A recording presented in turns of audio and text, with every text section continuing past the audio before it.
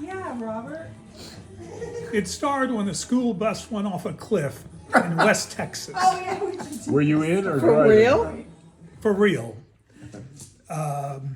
He wasn't in. Oh, you broke Continental Airlines, after this tragedy happened, decided they would make a donation to the school, but they would make the donation by selling tickets from Houston to London for $100, which even in those days, that was a deal. That's a deal. So I happened to be in a position where I could take advantage of that. So I got 2 tickets. And it turned out, once again, side story, that the reason they were being so generous was that either all the DC-10s or all the 747s were pulled out of service to be checked because they had a problem. So suddenly they had a bunch of extra seats. So that's really what they were selling. But that's fine, I got it. So I went to London, and while there, I went to Hambley's toy store.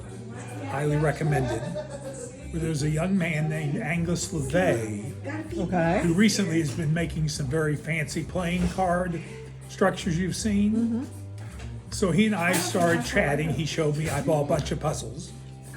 And a short while later, Norman was going to London for some reason. So I said, go meet my good friend Angus.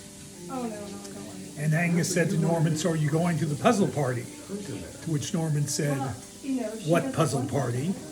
And Angus talked about the IPP 94, which was Gary Fauchet's party in Seattle.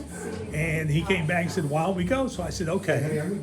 And made one of the worst mistakes I made in my life. He registered and I was a guest. Oh. So if you look back at official records, he's there a year earlier than I am.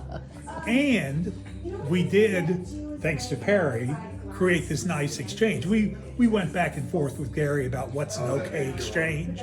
Is this good enough? Is it not good enough? And fortunately it was. But that meant that we only got one set of exchange puzzles for ours, which meant that we then had to go back and split them up. Oh. If you can imagine how horrible that is at your first puzzle party to have to split. Ever? No. And fortunately, we were able to do it and were able to purchase the ones we really wanted the next day.